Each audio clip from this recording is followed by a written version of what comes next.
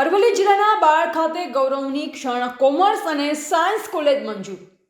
બાળ ખાતે વર્ષ 2017-18થી ધવલસિંહ ઝાલા સાહેબની સતત રજૂઆત અને ઢળક માંગણીનું આજે સુખદ પરિણામ મળ્યું છે. રાજ્ય સરકાર દ્વારા કોમર્સ અને સાયન્સ કોલેજને મંજૂરી આપવામાં આવી છે તે બદલ તેઓએ સરકારશ્રીનો હૃદયપૂર્વક આભાર માન્યો. આ મહત્વપૂર્ણ નિર્ણયથી બાયડ તથા આસપાસના ગ્રામ્ય વિસ્તારના વિદ્યાર્થીઓને હવે ઉચ્ચ શિક્ષણ માટે દૂર જવાની જરૂર નહીં રહે. પોતાના વિસ્તારમાં જ ગુણવત્તાયુક્ત શિક્ષણની સુવિધા ઉપલબ્ધ છે, જે સમગ્ર મત વિસ્તાર માટે ગૌરવ અને વિકાસનો નવો અધ્યાય છે.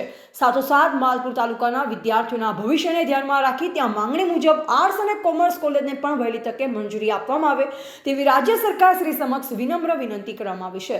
શિક્ષણ અને વિકાસનો આધાર સ્તંભ છે. તેમના મત વિસ્તારના દરેક યુવાને શ્રેષ્ઠ શિક્ષણ અને ઉજ્જવળ ભવિષ્ય મળે તે માટે ધારાસભ્ય શ્રી ધવલસિંહ ઝાલાએ પ્રતિબદ્ધતા દર્શાવી છે. વિધાનસભામાં 2017-18ના થી મારી માગણી હતી અને વારંવાર માનનીય મુખ્યમંત્રી શ્રી ભૂપેન્દ્રભાઈ પટેલ સાહેબને અને એની પહેલાંની સરકારમાં જે પણ મુખ્યમંત્રી હતા વારંવાર એક જ માગણી હતી મારી કે માલપુર અને બાયડની અંદર કોલેજની શરૂઆત કરવામાં. બાયડમાં કોલેજ તો હતી પરંતુ એ માત્ર આર્ટ્સ સેક્શન હતો અને ત્યાં કોમર્સ અને સાયન્સ બંને સેક્શનની મંજૂરી આપવામાં આવે અને માલપુરની અંદર આર્ટ્સ કોમર્સ કોલેજની માગણી કરી.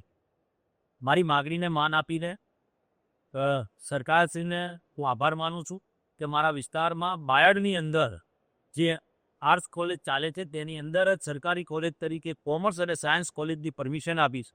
તે બદલ હું માનનીય ભૂપેન્દ્રભાઈ પટેલ સાહેબ અને હર્ષભાઈ સંઘવી સાહેબ અને શિક્ષણ મંત્રીશ્રીનો હું આભાર માનું છું. આ પ્રજાલક્ષી નિર્ણય કહેવાય. આનાથી આવનારી પેઢીને શિક્ષણ પ્રાપ્ત થશે. આવનારી પેઢી દૂર સુધી શિક્ષણ કરવા જતી હોય અને ઠીક મોડાસા સુધી જવું પડતું હતું એની જગ્યાએ આજે બાયડની અંદર શિક્ષણ પ્રાપ્ત કરશે.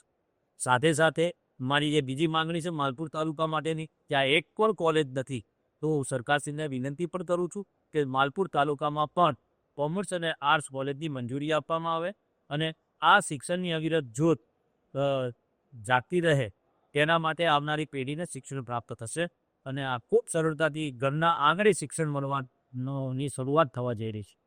સરકારશ્રીનો ખૂબ ખૂબ આભાર માની. રિપોર્ટર દિનેશ પટેલ, ઉત્તર ગુજરાત.